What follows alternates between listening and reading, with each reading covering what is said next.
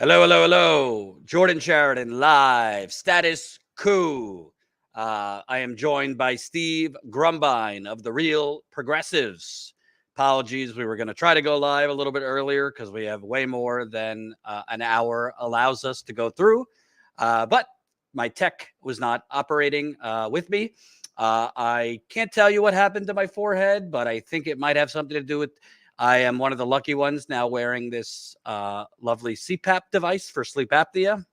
So I'm wearing the mask with the hose, and it's super tight, the mask. And I think it's leaving this indent on my forehead.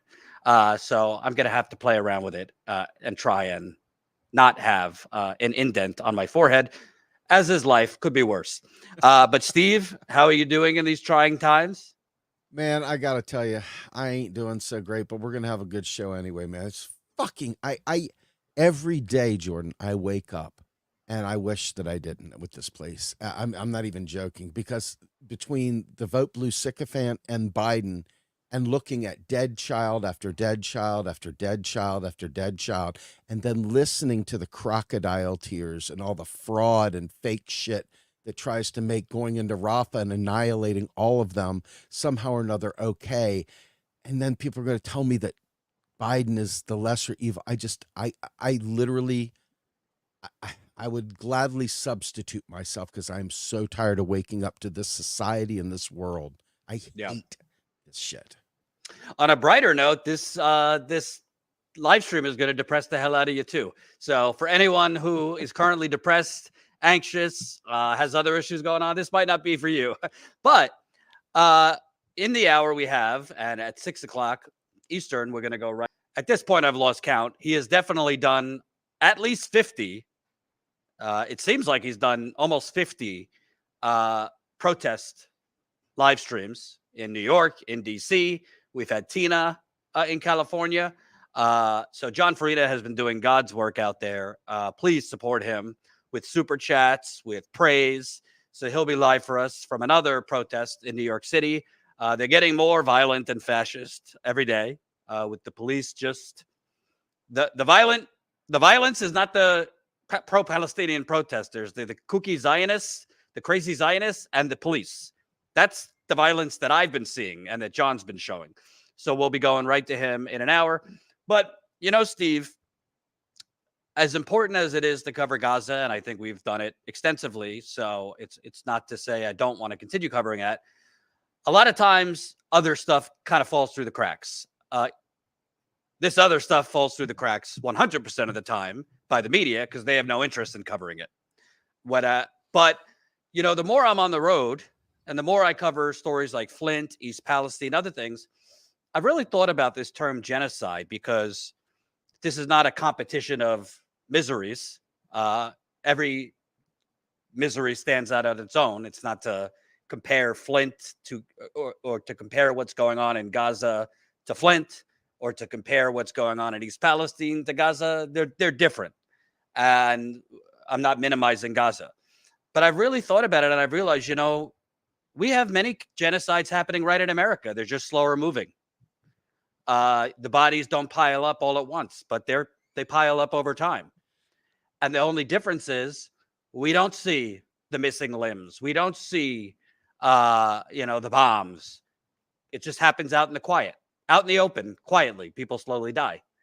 And I realized, what we cover, Flint, East Palestine, many other things, every independent element of it, other than the optics, other than it's not happening urgently, acutely. Thousands aren't dying a day.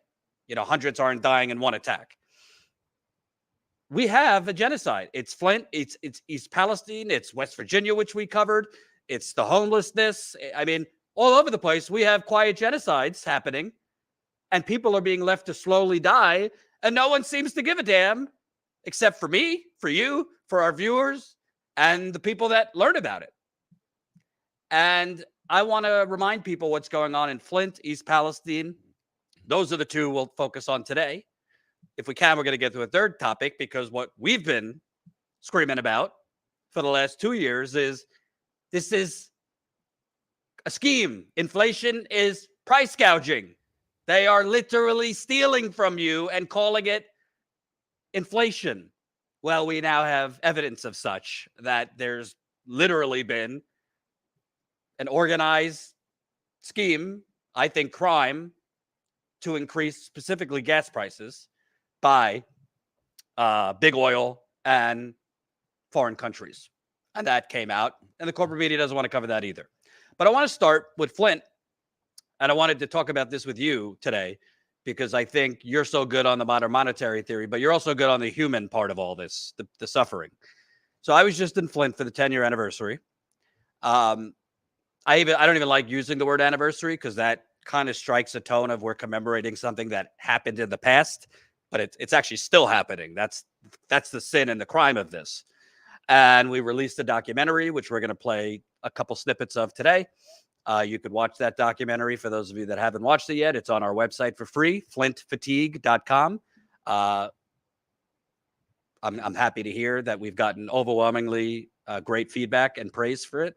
And right now, Ty, the filmmaker, is working on another version to submit to film festivals and that kind of thing. But it was there.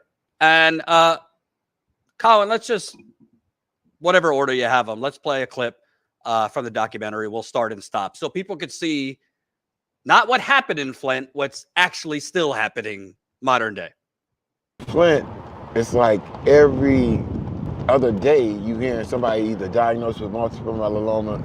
Matter of fact, what got me started was my friend was diagnosed with multiple myeloma November 2016. I delivered some water to her, and she said, man, my friend across the street got multiple myeloma. Because I was telling her how rare it is. I said, your friend got multiple myeloma. So I started knocking on the doors.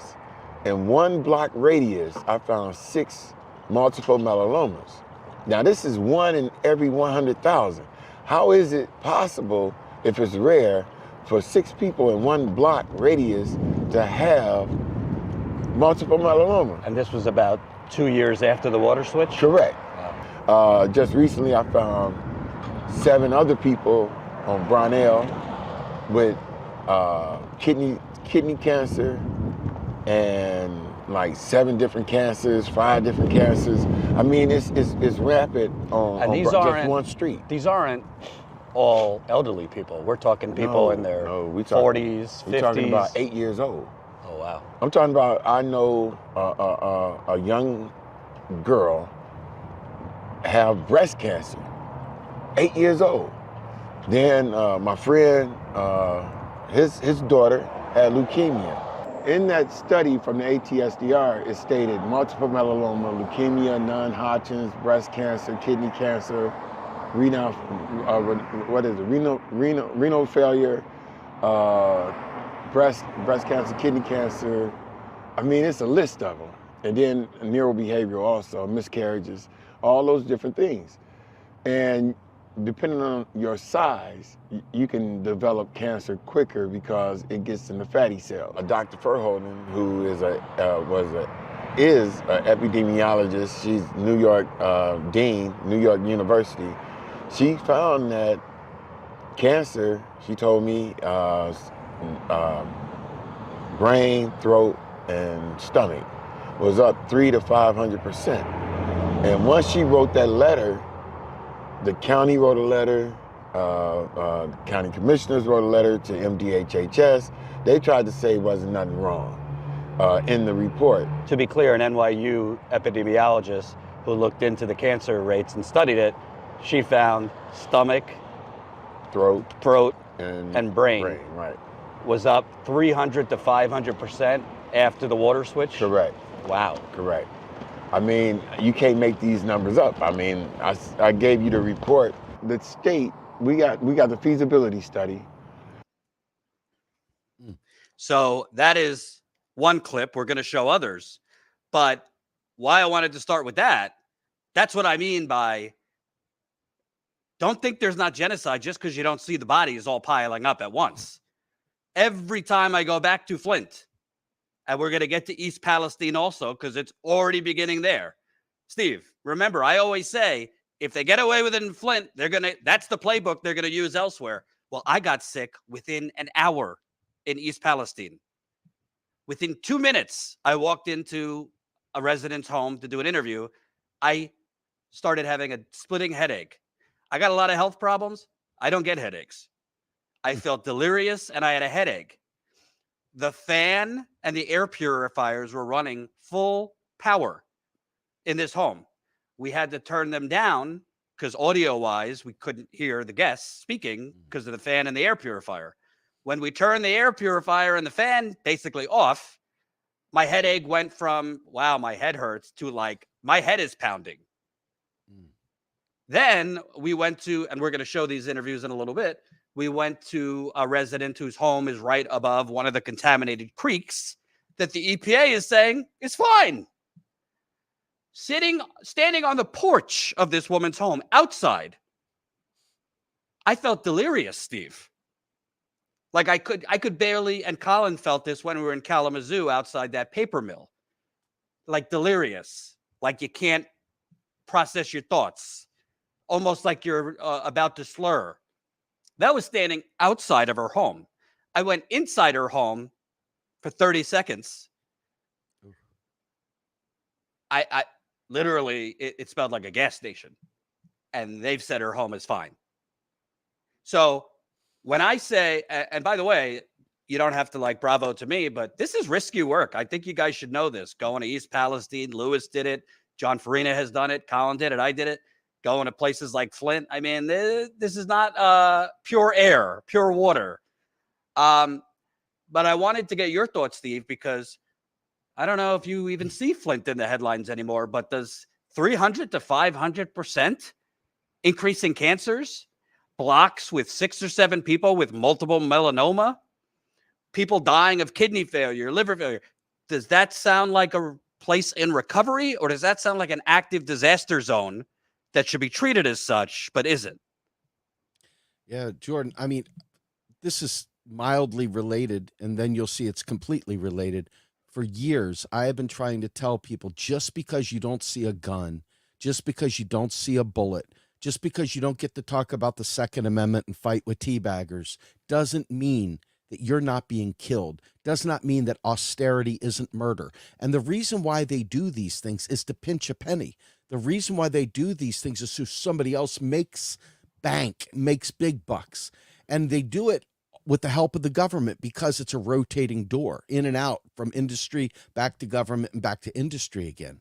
And as long as we continue to pretend like economics is just boring and we'll hear about it, we're going to keep having this, because this right here, you shouldn't even be talking about this 10 years later. The federal government, if we had a meaningful government, it could have instantly gone in there, spent whatever it took to retrofit every single lead pipe, got rid of every bit of lead paint, could have fixed the water instantly, could have made sure that every single one of these people had everything they needed without even losing sleep. They could have done it. Okay. But they didn't. And you have to ask yourself why. And because we can't stand to hear about economics, because we just want to hear the salacious side that talks about the gross things and the blood, and we get to see the dead babies, and that's kind of titillating in its own perverse kind of living vicarious kind of way. We don't pay the kind of attention we need. For better than 15 years, I have been screaming at the top of my lungs that austerity is murder, that the government is lying to you. You have all of our friends that help facilitate that lie too, by talking about their hard-earned tax dollar paying for things, and they don't want their tax dollars wasted. It's not your tax dollar. And because we're so conditioned to that kind of idiocy, and it's just abject idiot. It's like idiocracy level idiocy. Okay, they know it too, and they use it to great perfection. And what they do is they act like their hands are tied. What do you want Biden to do? He couldn't do anything. What do you want Obama to do? He couldn't do anything. What do you want Buttigieg to do? He can't do anything. And the reality is they have the power to declare it a disaster zone. They have the power to take action. They have the power to do it without a single nickel of taxes being raised. But because we're so hell-bent, absolutely fucking hell-bent, to say that we got to get the rich to pay their fair share of taxes so we can have nice things, so we can have Medicare for all. And they say all these things that are, I understand. I understand the sentiment. It's wrong, but I understand the sentiment. The fact is we can do these things with or without the consent of the rich. We just got to get our folk to stop being dodo birds carrying the water for these rich fucks that sit there and try and tell us, well, you want your tax dollars being wasted on this? And of course, Jane and Joe Plummer are like, no, I don't want my tax dollar wasted on that. And so they fight against it reflexively, stupidly, but reflexively. And so what ends up happening, you have East Palestine. We act like we don't have money, so we got to wait for Norfolk Southern to come up with the money to fix these people. You should have fixed that shit. Like I said to the one lady who you had on, they could have fixed that immediately. Immediately. They could have fixed Flint. They could have fixed when Puerto Rico got slammed. I just want to finish off with it. When Puerto Rico got slammed with those hurricanes, they instead sent vulture capitalists, those parasites that pick it apart and literally poached everything out of Puerto Rico. They do this stuff all the time. And we do it because somebody will say, oh, you're going to print money? Won't that cause inflation? And we're going to talk about that in a minute. But we are the ones that create the environment by allowing them people that we don't trust under any circumstances for anything else. We trust when they say, well, if we spend money, it'll be inflationary. Oh, well, shit. So anyway, I just wanted to make sure that you got that because it's all connected. It's Absolutely. Murder. Absolutely. And folks, on that bright note, smash the like button, share this live stream. Super chats are appreciated. And again, we wanted to make this documentary for free. So everyone, especially the people in Flint, could watch it. It cost us over $5,000 to make this documentary, from the reporting in Flint on the ground to paying Ty, who did an amazing job making the documentary. He took a big discount. I mean, to pay like a professional filmmaker, which he is. They charge upwards of $1,000 a day. He generously gave us a couple $100 a day. But it costs a lot of money to make this. So if you could contribute any amount, we appreciate super chats, donations, which is statuscoup.com/donate. And more importantly, and more preferred than that, become a member, statuscoup.com/join, 16 cents a day. That's all I ask of you. 16 cents a day comes out to $5 a month. But I wanted to play this other clip because it goes to what you're saying. The federal government could pay for all of this Instantly. But all you hear from the media is, well, you don't hear anything about Flint other than anniversaries. But when you do hear, it's meeting EPA regulations now, yada, yada, yada. Well, I want to play this clip because most people in America do not know what I'm about to show you. Here we go. You know that pipes haven't been completed. You know, it hasn't happened. 2 years ago, I think it was 2 years ago, our lead levels were going back up. We had some more cases of Legionnaires. We finally got some money for a cancer cluster study, but we know that this is a result of the water. We know that there is more to come as a result of the water. So what does that do to you mentally and emotionally and physically still? So yeah, we're still in a crisis. We haven't been through this yet. And that's a problem. And it's, you said 10 years later. 10 years later, and people aren't talking about it. They wanted it to be hushed up.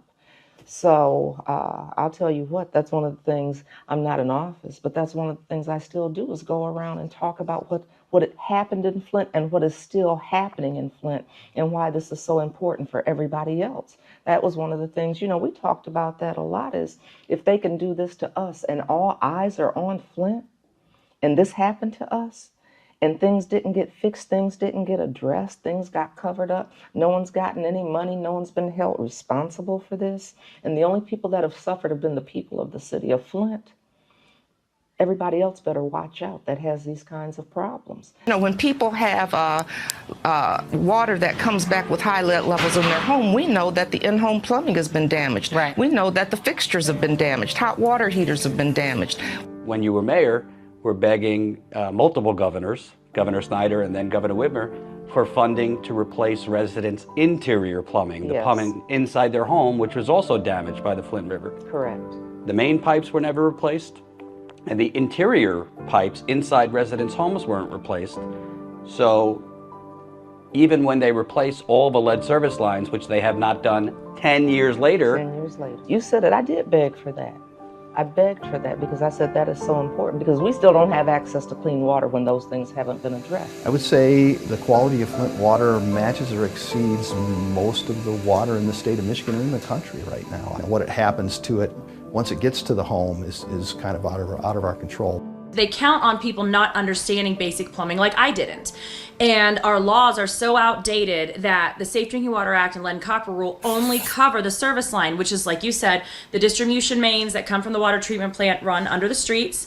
And then the service line connects that main to the house. And then inside the house is your internal plumbing, fixtures, and appliances. And until our lawsuit, the only part that was actually covered was the connection at the street. So the line leading up to the house wasn't even touched. And that's my lawsuit to replace the service lines. So we were able to fight that and get that put in, but that's still one piece. It's basically a straw. So it's basically a clean straw to pull in water that's already been contaminated by the mains. And then that's going to be pumped through the house, where all of our plumbing inside of our house is still bad, still leaking.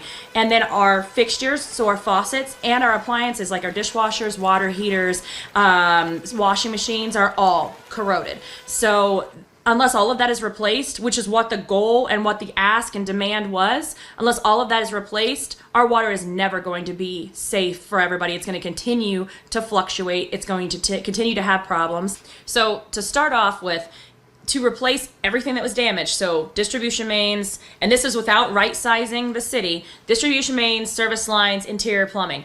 The estimate was 1.5 billion. So that's with a B, to replace everything that was damaged. That's the price tag. And again, it would be a lot less if they shrunk down the infrastructure to make it make sense. But let's just start with the B there. And the other problem a lot of people have is, that the reason why they don't want to drink the water, the pipes going into their homes, they feel are affected. Even those You're are right. copper, not lead. Yeah. And they have to get those fixed, but the state's not paying for those. Back to that trust issue, too. Exactly. Okay, 1.5 billion is up here, chandelier. 170 million is here. That's what Congress gave Flint. We'll get to that in a minute. And it seems what you got is underneath the table. It's on the floor, basically, down there. And we're still waiting for most of it. So basement, it would be in our basement right there. So thanks for hanging with that longer clip, but I wanted to show that. And for you libtards out there, and you like vote blue no matter who on Twitter, who constantly say, but Obama gave Flint 170 million. Watch the documentary. They didn't get the $170 million. Most of it went to everything but Flint water relief. But why that's so important? And I don't want to make this about Israel and Ukraine or whatever, because frankly, as Steve has explained to you over and over, it's not. When people say, oh, our tax dollars are going there rather than to Flint, I get why you're thinking that, but that's not what's actually happening. It's not like, oh, if we stop sending money to Israel or Ukraine, then it's magically going to go to Flint or East Palestine, because they're not going to invest it in the working class. They're not going to redistribute that money to the actual people who need it. And it's also not your tax dollars going to any of this. It's like Steve and I have talked about this before. So in Afghanistan, the Washington Post, to their credit, very rarely, but to their credit, they did a great deep dive into the Afghanistan war several years ago, and they showed that generals were being made to spend $300 million a day over 20 years. I can't do math. That's trillions of dollars. There's not enough there's not enough Americans and taxpayer money in the world to fund that kind of expenditure. They print the money. The federal government prints the money. So when she's saying, and she's right on the numbers, it would take $1.5 billion to replace the damaged service lines. Those are the water distribution pipes that run underneath the street. The damaged, the damaged main pipes. Those are the main water pipes that run underneath the street everywhere, not just Flint, all over America. And then the pipes from the curb to the home, those are the service lines. And then residents' interior plumbing. That's like less than pennies to the federal government, $1.5 billion. They could print that like they fart. They could print that like Biden falls asleep a second. It's nothing. They could do it It's- quicker than that. Right Yeah. there on the keyboard. And why that's so important, just basic engineering and plumbing. And I knew nothing at the start of this. I talked to plumbers, scientists. I had to get a crash course. Think about it. If you basically have acid running through your pipes for 2 years, that's what the Flint River, basically acid. It was barely chemically treated. And river water is more corrosive than lake water. So they had more corrosive water already, and they didn't add the proper chemicals. If you have acid running through your already old pipes, the pipes underneath us in Flint and everywhere else in America are between 50 and 100 years old. In Newark, New Jersey, where they have a lead crisis, there were pipes in the ground put in there in the late 1800s that were still in there in the 2010s. Okay? So if you have pipes that are already corroding, made of heavy metals, and then you have acid go through it, do you think they're magically going to heal themselves? Are the pipes just going to heal themselves? No, you have to replace them, all of them. The main pipes underneath the street, which are mostly made of iron, but when you have excessive iron levels, that's food for bacteria. They also have lead in the joints, so there is lead in the main pipes. Then you have the service lines, which a lot of them are made of lead. The ones that are made of copper have lead in the fixtures too. And then the interior plumbing, many homes have interior lead plumbing. They had to and should have replaced all of the infrastructure in this city. And you better be damn sure if this happened on the Upper West Side or the Upper East Side of Manhattan, or if this happened in Ann Arbor, Michigan, they would have replaced it in 6 months to a year, not 10 years, which they haven't even replaced it. But it would take pennies for the federal government to do it. They don't do it for several reasons. One, these are poor people, poor black people, poor white people, poor people. Two, they don't want to open Pandora's box. If they do it for Flint, what is everyone else going to ask for? Because there's a lot of Flints. Not the same exact story, but there's a lot of environmental sacrifice zones in this country. And if they could show, if the government could show, we have all the money in the world they could have sent the Army Corps of Engineers in the next day and fixed this couple months. There was union plumbers, Steve. Unionization is big right now. Everybody wants to unionize. There was union plumbers in Flint that quoted the state of Michigan, we'll do it at a discount. We can replace all the pipes in 2 years and we'll give you a major discount. The state said no. And the federal government, the EPA, said no. I tell you all this, and we only have another half hour, so I could only scratch the surface. The water is still contaminated. Colin, show the tweet. It's in my tweet thread from Little Miss Flint. This was the child that went viral at the beginning of this crisis. She's now a teenager. That's not from 10 years ago. She's showing water from the north side of Flint 2 weeks ago. 2 weeks ago. Yet, the Flint Journal, the Detroit Free Press, the Detroit News, Flint's water is meeting EPA regulations. And all the rest of the media, when they're not doing play-by-play of Stormy Daniels in court, which is what all the media is doing today, literally doing play-by-play of the porn star at Trump's trial. No, that's not the Onion. That's what they're doing today. That's the water 2 weeks ago. I've been to homes where the water smells. 2 weeks ago, I was in a home where the water smelled. I have residents telling me they're still getting rashes. I have residents telling me their eyes burn when they shower. 2 weeks ago, that's water. And you want to tell me this is a recovery? You want to tell me this isn't a genocide when people are dropping like flies from cancer, kidney failure, liver failure, multiple melanoma, not to mention the lost generation of children who have brain damage. And please watch the documentary, flintfatigue.com. You'll see all of this, and you'll know why I'm so passionate about this. This is a genocide. It's just not one with bombs blowing up. It's not one with missiles being droned on people. It's not one where you see the missing limbs and you see the children, their faces burned. But it is one, and it's a lost generation because there's children who can't learn. There's children who are now teenagers who are committing suicide. Their brains were permanently damaged, and heavy metal poisoning changes your mood. It causes you to be impulsive, erratic. I interviewed a mother as part of the documentary. Her kid was 11 when this happened. He's now in prison for life because he committed murder. Before the water switch, he was a loving young kid who helped the disabled neighbor go grocery shopping, did her groceries, walked her dog. He went from that to killing one person and nearly killing a second, because I'm not defending it, but there is an explanation. His brain was damaged. And all of this, I set this up to tell you. Do you know what residents started receiving in the mail this week? They waited till after the 10-year anniversary to send these letters out. Colin, put up my tweet from yesterday.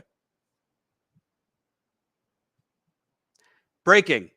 After decade anniversary of the ongoing Flint water crisis, residents are receiving notices threatening to take their homes for overdue toxic water bills 10 years later. I don't know how far we could zoom into that, Colin. What that letter is from the city of Flint placing tax liens on residents' homes.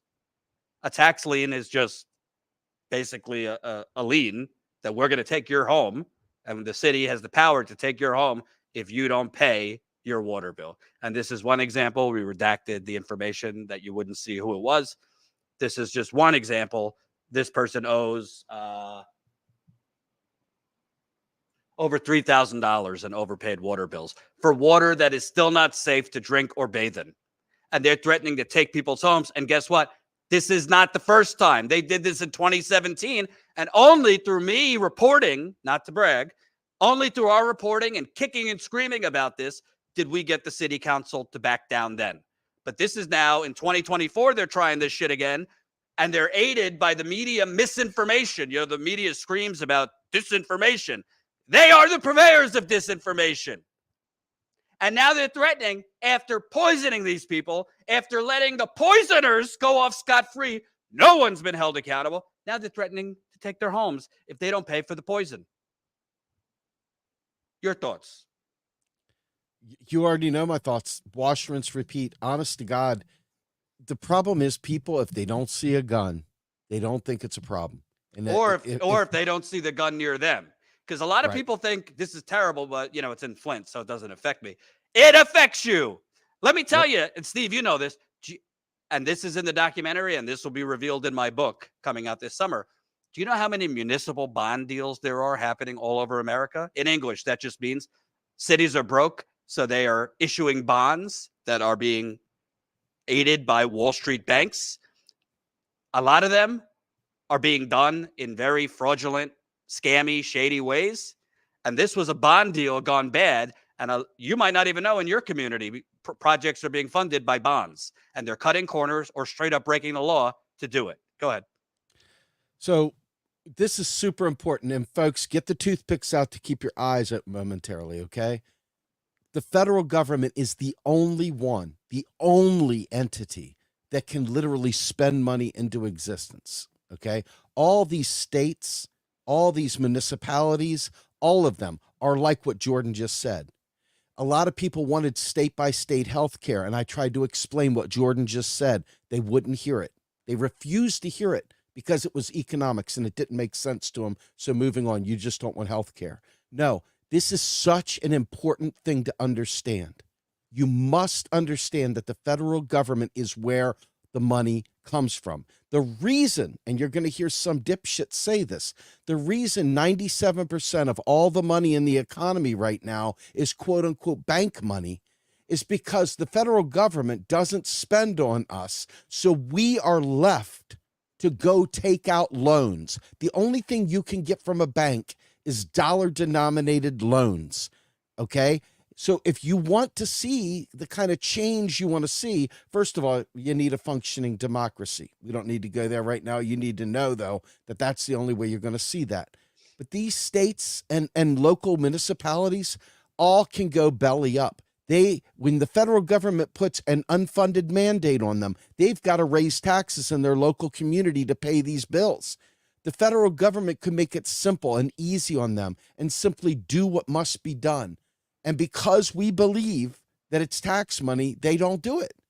And they use this as a cudgel. How many times have you heard people like the Republicans, you guys hate the Republicans. There you go. Republicans coming and telling people they're wasting your hard-earned tax dollars on woke programs or some crazy thing that they say, right?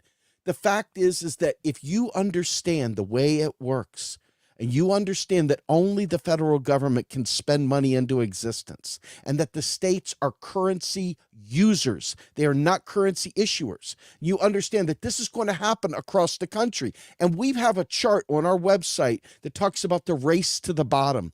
States are competing with each other. And you see how states like Texas pull, hey, we'll give you a no tax deal down here in Texas. Bring your business down here.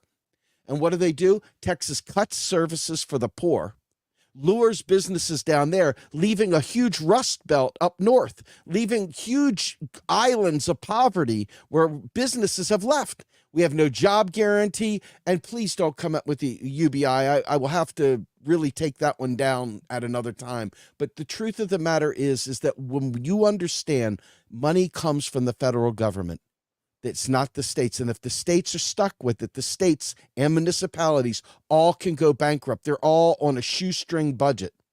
Their pensions are on a shoestring budget. Everything, if somehow or another tax receipts are low, they have to cut spending. They don't have the ability, or they leverage themselves with these municipal bonds. Once they start leveraging themselves with bonds, these folks can go bankrupt and you lose your pensions. Pensioners lose their money. All the other things that you've grown to think and love are gone.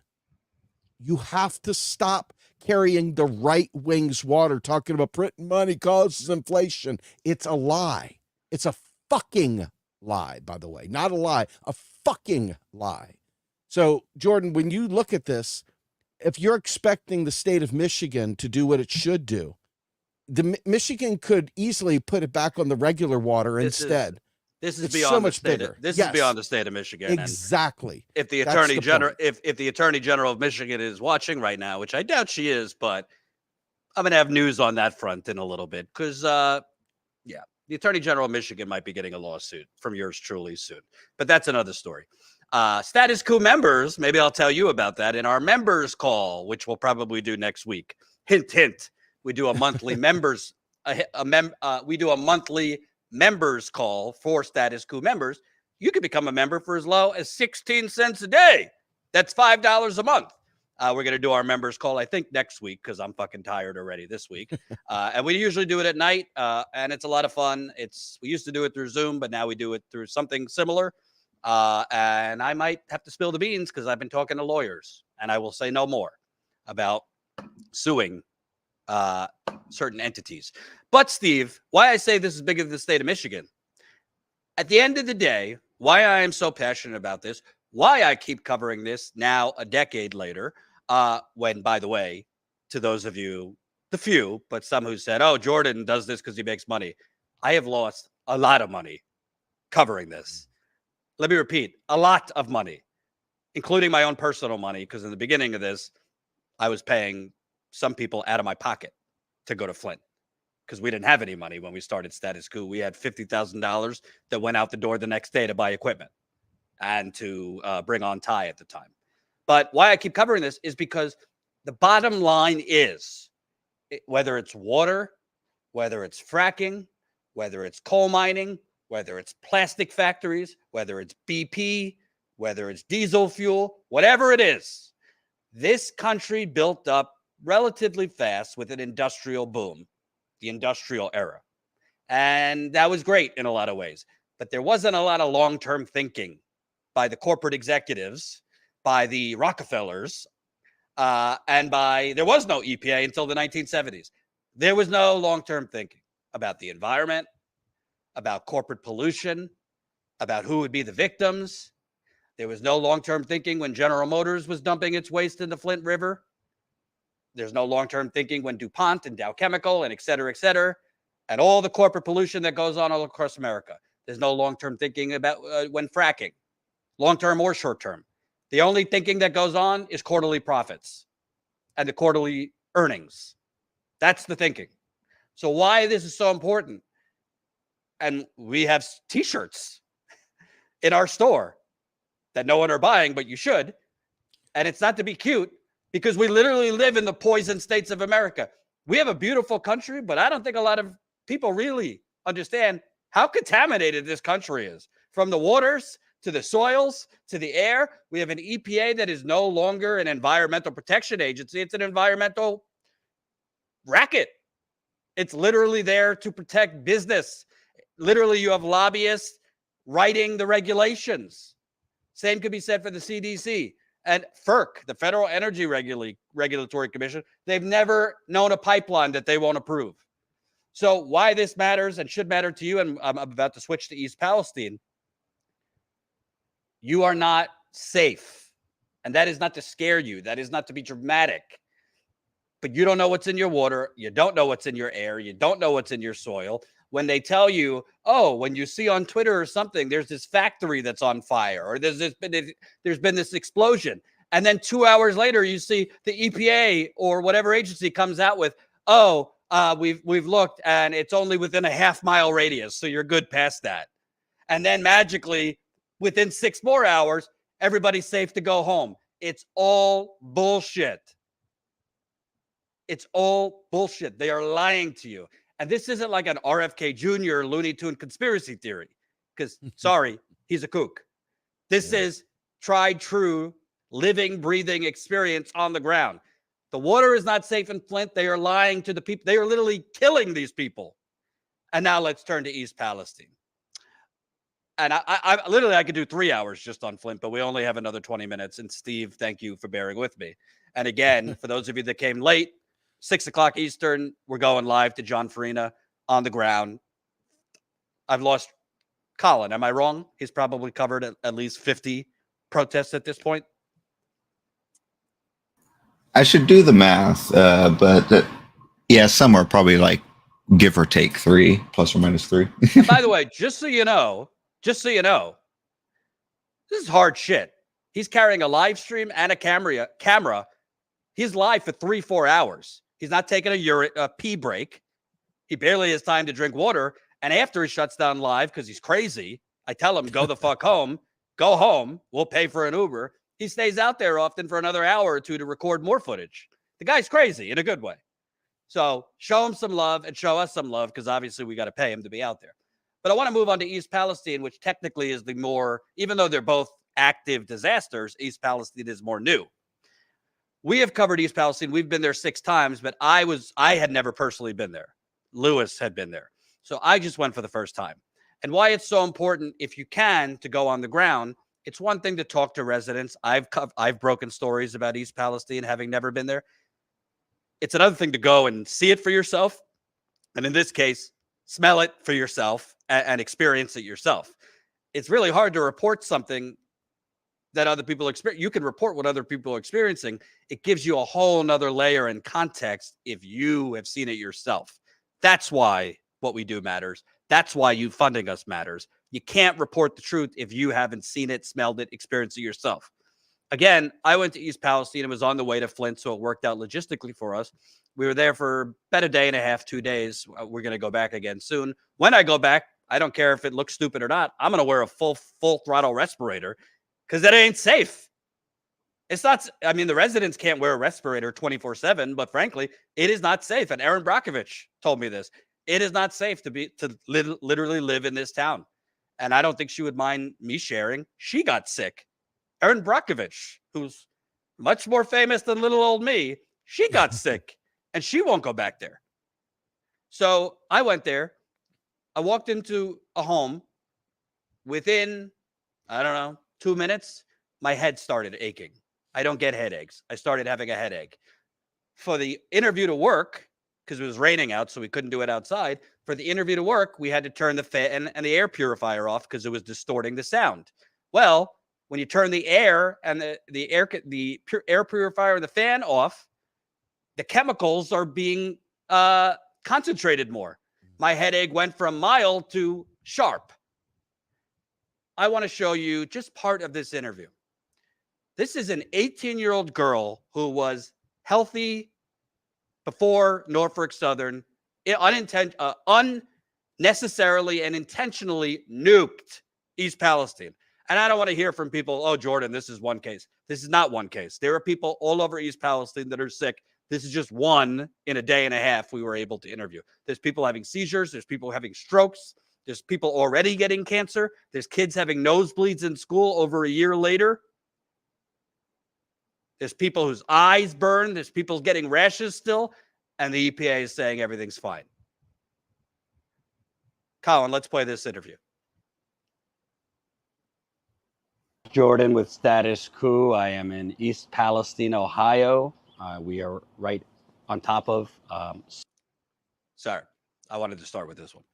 And Stella's granddaughter, Jenna, who I know your head is hurting, so whatever you could say would be helpful, but we're bringing you in because you could just see by what's wrapped around your head, they're doing a several-day test on you. Yeah. Tell folks what's been going on. Well, and you're 18. Yeah, I'm 18. I've never had health issues, anything like this before in my life. I'm an active person. I go to the gym, and since this derailment happened, I've been having health issues with my blood pressure going low and high. And then one day I was at work, and I just started having seizures. And I've been in the hospital. First, I was at the Women's Hospital. They said they couldn't find anything, so then I got transported to another hospital in Youngstown. They can't find anything else in the hospital for a week. And then they sent me home with seizure medicine. That's all they could do. No answers. Like I said, they don't test you for chemicals or anything like that. I mean, I had everything done possible at the hospital, and they still can't find nothing, but I'm still having seizures. Right now, the people just came, and I had to have this wrapped around my head. It's what is it? EEG. A 3-day EEG, which I already did it at the hospital. I have to do it again to make sure everything's okay, to see, if there's something else. And then after this, I have to have this on for 3 days. And then after this, I have to go to the Cleveland Hospital and stay there for another week and be made a fool again. And that does not look very comfortable, what you have wrapped around your head. It hurts. It hurts? Yeah. Really bad. And she gets headaches. Tell them how you feel sometimes, especially when the weather's bad. Yeah, and just looking like this is just... And you were healthy Yeah. before the derailment? Yeah. Nothing was wrong. And it's just a good example. We're not making this up. I'm constantly worrying, like, there's something else wrong, or, it's just constantly, I'm sick, I barely eat. I have to force myself to eat. That's another thing, like, ever since this happened. There's just a lot to it. And for people to say we're making this up is wrong. Like, this is just, look at me. I mean, this is real. This is real life. It's just like, nobody really honestly cares. Well, at least our government really don't. I mean, we've been made fools. Can I ask you, before this happened, were you doing well in school? That's just some of it. I would encourage everybody to watch the full interview. It's under the video tabs in our on the channel, probably like 6 or 7 videos ago. Before anyone says, because I saw one person, good evidence, I don't know if it's sarcastic enough, to be clear, this is not just one person. Because sure, you could say, well, Jordan, I mean, maybe she was healthy, but maybe this is unrelated. I walked into her home and felt sick within 2 minutes. I had a splitting headache, and I don't get headaches. Fortunately, I don't get headaches. Colin has been in East Palestine, and he was symptomatic. Same thing with Lewis. Aaron Brockovich. Hell, the CDC didn't even tell anyone. Their workers went there and left because they felt sick. The CDC, federal government. So this is not just one person or a couple people. This is a contamination zone. They have made it a sacrifice zone. This poor girl. And just think common sense for a second. I use the example, Steve, of Flint. Do you think the pipes just healed themselves after having acid go through them for 2 years? Common sense here. How would 5 trains of highly toxic, cancerous gases be exploded over a small town and Western Pennsylvania and that just go away? Poof. Didn't it rain, Jordan? Didn't it rain? How could, I mean, basic, like, you don't even have to, like, you could have got a C in physics like I did. Just basic common sense. You can't blow up 5 trains. We're talking over 1 million pounds of this toxic shit. And the byproducts of that, all the other chemicals and dioxins, which are highly toxic, that were formed. Other places like Times Beach, Missouri, in the 1980s, when they had a dioxin disaster, they cleared the town. It's a ghost town now. It no longer exists.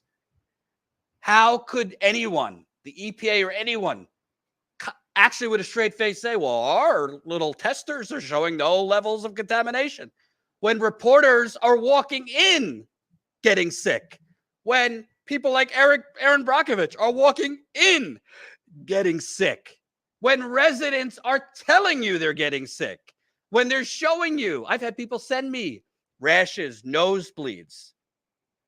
They're literally, this is like the word gaslighting is used often. This is literal gaslighting because these are toxic gases. They are gaslighting these people to death. I want to show one more example, and we haven't posted this full interview yet, but here's a little bit. This is Chrissy Ferguson. She unfortunately lives over the creek. Her home is over the creek, one of them that was contaminated. I was standing on her porch, so we're outside. Here we go. Jordan with Status Coup. I am in East Palestine, Ohio. We are right on top of Sulphur Run, which is a contaminated, still contaminated, I can tell you because I smell it and can feel it under my eyes, creek here in town, and we're with Chrissy Ferguson. My colleague Lewis has interviewed you many times. He's been here. Yes. John behind the camera has been here. This is my first time in town. Literally, this is why it's so important to be on the ground, because it's one thing to talk to residents, it's another thing to experience it yourself. The last interview we did, within 2 minutes of walking into their home, about 3 minutes down the road, I felt delirious within 2 minutes, and I don't get headaches. And I had a pretty bad headache as we continued the interview. And just walking up here, again, we're right on top of the creek. I mean, the smell is really thick. It rained earlier, which probably intensifies it. It makes it worse. And I feel like pressure under my eyes, which I never get either, and I don't live here. Yeah. So I could only imagine for residents every day. I mean, fortunately, you've been temporarily relocated, but yes. What happens after that? Well, I was promised a lot of things. The EPA was going to do a wiping of the home. Michael Regan sat in our home, and just because we're on a time limit, we're going to post that in the coming days. Steve, I don't want to hear a fucking thing about saving democracy, because if this is the democracy, if this is the democracy we have, then it has failed. Royally, yes. And I just want to get this across. And I see some people in the chat saying, Jordan, you seem angrier than usual. You're damn fucking right. Because let me repeat, and the glasses are coming off so you can see every last ounce of my bags under my eyes. This is not just Flint or East Palestine. There are so many other places of which even I don't know about. And you don't know about. And it might not be water in their case. It might be something else. There are so many sacrifice zones. Hell, go to any Native American reservation. Poor Black communities, poor Hispanic communities, poor white communities on a more recurring basis. We don't have a democracy.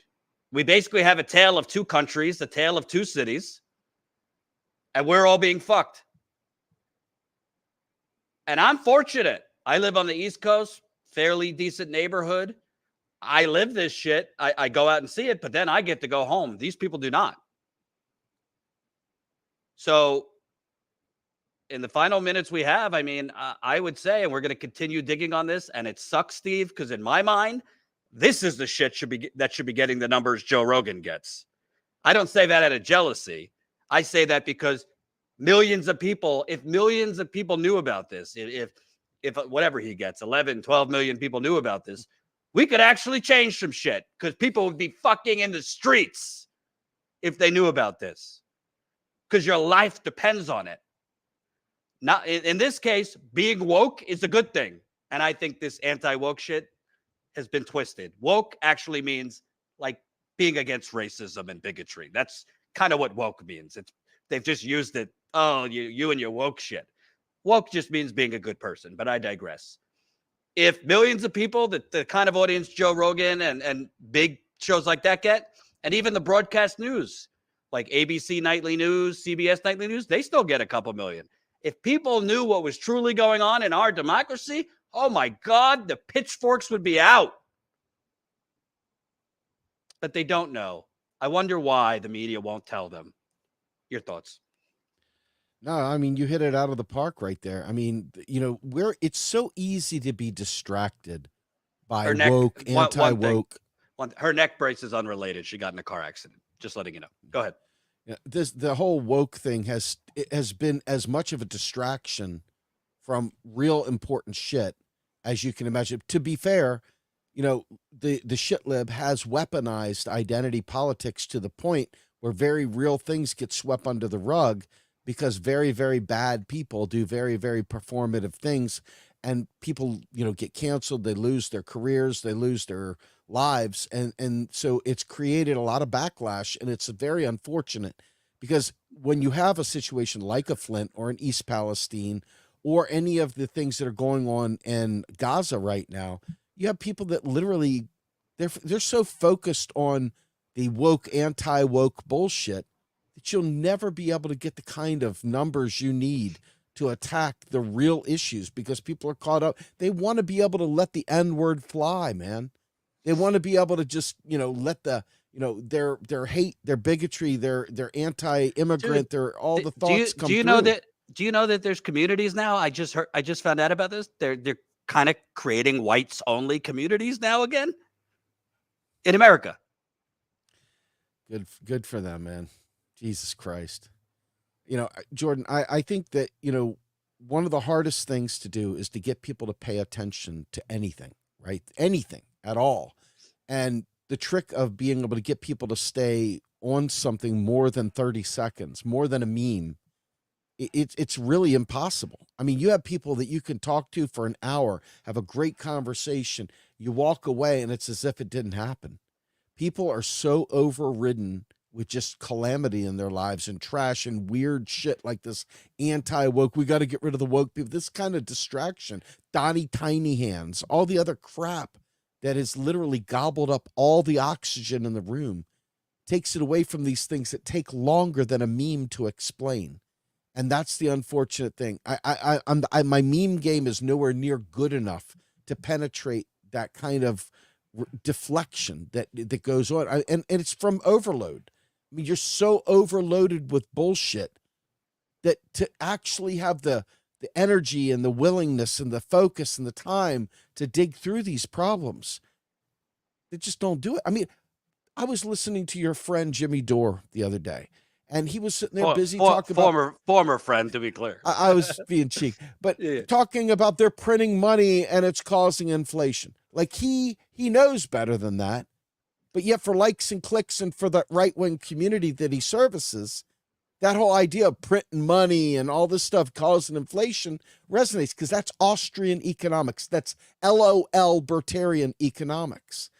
But that right there sticks because it got the Bitcoin tie-in.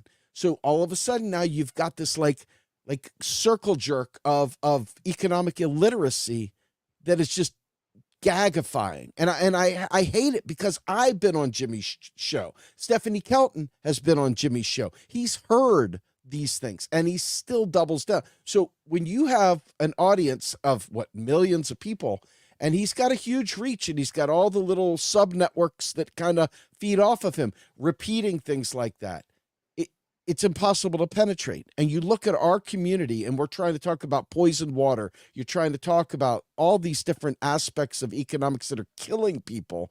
And they're busy talking about buying some new Ethereum or buying crypto or my crypto's it's going to take down the dollar, and it's just ridiculous, moronic things that don't really have any real basis. Can you imagine, Steve? And I don't want to make this about Jimmy, but you mentioned it. No, I don't dislike the guy either, by the way. I just can't stand this shit. I do, but that's different. That's unrelated. Can you imagine if someone with Jimmy's audience or Joe Rogan's audience or even the nightly news that still get millions of viewers? Can you imagine if they showed that girl? Could you imagine if they did even a fraction of anything I did on Flint? Somebody wrote here, and I'm not doing this to blow up your spot presence, but I think I want to acknowledge it and respond because I've actually seen the answer to this. Presence, $5 in the super chat. Thank you for that. Jordan, you might be overestimating the resolve of the average American. I bet a lot of people wouldn't care about East Palestine even if they knew. You know what, Presence? I'm happy to report you're wrong on that. I have seen it in living color. Even your rock-ribbed Republican, even your libertarian loony, even your burn-it-down anarchist, even your big oil fossil fucker asshole who I've spoken with in Texas off camera. Of course, there are just your stone cold sociopaths who don't care. You'll always have that. But by and large, in my experience, and Colin, let me know. I texted John, but let me know when he's ready to go live. By and large, the overwhelming majority of people, it's not that they don't care. It's that they do not know. They do not know. Perfect example. I just interviewed that interview I showed you with that young girl and her grandparents. Her grandma, Stella, conservative lady, voted for Trump. That's fine.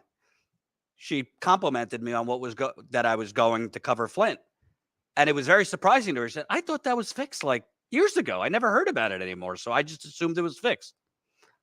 That is what people generally assume if they don't hear about things in the media, because by and large, out of sight, out of mind. She said, I cannot believe that that's still going on and they didn't help those poor people. That's a fairly conservative lady. You know how many right-wingers, even neoliberal like Hillary stands, most of them have no fucking idea the very things happening in this country because they're being programmed and brainwashed by MSNBC and they're being distracted. And it's not just the corporate media. We have a flood of information coming at us at all times. A gazillion podcasts. There's different YouTube channels spawning and creating every millisecond. The TikTok videos, the podcast, the YouTube channels, the emails, newsletters, the Substacks. I mean, I sound like a grandpa. 8 years ago when I was at TYT, it was not even close to the amount. There's an information overload. And in a way, it's intentional to distract the masses. To make it, I mean, there's literally research and studies being done on how young kids cannot process thoughts anymore. They cannot socialize with each other. If you're walking and you see teenagers or young students coming out of school, they're literally walking into traffic holding their phones. I'm guilty of it too. I have 25 tabs up of YouTube clips I want to watch at one time, plus articles I want to read. And I don't get to most of it. So the point is, it's hard to get people to remember or care about something that happened last week, much less 10 years ago, much less over a year ago in the case of East Palestine. And that's what the capitalist sociopaths count on. And that's what the media outlets that they have bought, because these are not journalists anymore. These are public relations people with makeup on, for the most part, at most of these outlets, who only care about growing their following, winning bullshit awards. The Pulitzers came out yesterday. I guarantee you most of that reporting isn't going to change anything. It didn't really matter. and wasn't on this kind of stuff. So the point is, at the end of the day, we're all being sacrificed in different ways for the almighty dollar, when it doesn't have to be this way. When if the government hurts you, the person, whether it's the water, whether it's the air, whether it's a train being blown up, they have the mechanism and means to make you whole. And you'll never be made fully whole because there's been permanent damage in Flint. But at the very least, relocate people who want to leave. Put in reverse osmosis systems in their homes. Give them Medicare for all for their health bills that they will have for the rest of their lives. Give the children the services they need for their learning disabilities that came from the water, autism that came from the water, erratic mood disorders that came from the heavy metals in the water. Ditto for East Palestine. They could pay to relocate anyone that wants to relocate. They could give them free health care. They can give all of us free health care, but I'm talking specifically about these areas. Mental health services for free. There's a lot of trauma in all of these places, understandably so. Instead, we get millions of dollars in marketing and PR campaigns. Norfolk Southern pays for some barbecues for residents, pours $20 million into a park that isn't needed. Then the media regurgitates the bullshit numbers that the EPA puts out there, even though we proved and we broke that the EPA's own testing equipment to monitor for the contamination levels, the EPA even acknowledged their equipment to test was not capable of detecting lower levels of contamination. Lower levels of contamination can still cause a lot of sickness and cancer. And the EPA admitted, yeah, our what we're monitoring with is really meant for like industrial contamination, like you would see in factories. I don't know what more to say. All I could ask, please support Status Coup. Real progressives in their own way, they cover a lot of things that are not covered in the mainstream media. And we should not, let's not let our friends in the independent media off the hook. Off the hook. They're not covering most of this shit either. They're not. Credit to Breaking Points, who posted this documentary we did and gave us a little money for it. They have a big platform and they posted our Flint documentary. It got, I think, 50,000 views there. If I'm lucky, it might have got 1,000 views on our channel. So that's 49,000 extra eyeballs we were able to see because Crystal and Sagar, whether you agree or disagree with all their views, really is irrelevant to me. I don't agree with everything. But they're a big platform that cares enough to put this out there. So that's all I could really say. I have not been poisoned. I don't live in either of these places. And I'm physically and mentally exhausted because I don't know how much more screaming I could do about this and how much more I could expose before everyone else takes action. Maybe it's going to have to come down to human psychology and maybe people will take action when it happens to them. But I'm here to tell you, it will eventually happen to you, and it might not be water. It might be soil, it might be air, it might be a mass shooting. But the capitalist hellscape we live in, it's going on a little road tour, and it's coming to a city near you soon. Steve, tell people where they can find your work. Yeah, Saturday mornings, 8 a.m., we release the Macro and Cheese podcast as my primary mode of getting my word out there. We also have Real Progressives YouTube channel and Real Progress in Action YouTube channel. And follow me on X now, I guess it is, as SD Grumbine. I go by the tag name Austerity is Murder. And Jordan, thank you very much for having me on, brother. Thank you. I know you got. I know you got to go, so you could trickle. I'm going to read super chats, so head on out. Take care, everybody. Thank you. And please, please, please. I'm not asking you for my health. I'm asking you because we need your help to continue doing this. I will go back to Flint for another 10 years. I'll go back as long as I live if you'll keep funding it because I'm not independently wealthy to afford it on my own. Status Coup can only grow as far as you take us. So if you are not yet a paying member, that's how we fund this reporting to Flint, to East Palestine, how we funded doing this documentary, and how we'll fund more. And I would like to hire more people because I'm only one person and Colin is only one person and we need help. So if you can, please, please support us. StatusCoup.com/join. You can become a member for 16 cents a day. That's $5 a month. 16 cents a day is $5 a month. Tony, $4.99. Jordan, I argued with another person on Twitter that said Flint is fixed. We'll watch the documentary a second time. I love your work. Thank you, Tony. I appreciate that. New Status Coup member, Bas Haxor, became a YouTube member. Thank you. A new Status Coup member, P. Cordo. Thank you, P. Cordo. Thank you, Tom. $5 super sticker. Nadia, a member for 3 months. Our kakistocratic, gerontocratic, plutocratic, costocopocracy, ruled by spies, capitalist overlords live in Monaco and aren't Jews and don't care about us. Okay. Presents, $5. Jordan, you might be overestimating the resolve of the average American. I bet a lot of people wouldn't care about East Palestine, even if they knew. I addressed that one. I respectfully disagree based on what I've seen. Presents, $5. Follow up. I really hope I'm wrong, and thank you for your efforts. But you said people who take to the streets, which I sort of doubt.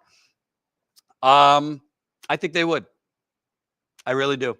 I think if the majority of people in this country truly knew what was going on, you would have mass revolt and even probably violence. Not that I'm encouraging that, but I do believe people would take to the streets if they felt that there was a threat to them and their families. Philip Blair became a YouTube member. Awesome. Thank you guys for the new members. Lawrence donated $5 to our website. We also got a new member to our website, Dorothy. Thank you, Dorothy. Alex donated $25. And you could donate through statuscoup.com/donate. And to become a member, totally cool if you became a member through YouTube. But we do prefer, if you're going to become a member, if you can, sign up to our website. That's statuscoup.com/join. That way we have your information. We don't have your emails or anything when you sign up through YouTube. We can't get that from Google. When you sign up to our website, we have your email, all that. So it helps us add you to our email list too. So we can email you when we're live, that kind of stuff. Thank you. Thank you. Colin, when's John going live? I'm not. I assume pretty soon. I'm going to call him here in just a sec. Okay. So this stream, once we end this stream, you'll end up in the waiting room for John's live stream. He'll be going live from ongoing protests going on in New York City over Israel's ongoing and now worsening genocide now that they have started the invasion in Rafah, where over 1 million Palestinians are stuck after they were told evacuate northern Gaza. Now they're in Rafah. And now Israel is going to be tragically and infuriatingly, with our money, U.S. money, that U.S. is paying for this genocide, is going to kill even more people in Palestine, specifically in Rafah. So John will be covering those protests live. So don't go anywhere. Once this stream ends, you'll be brought to that live stream. Thank you so much for watching, and we'll be back tomorrow.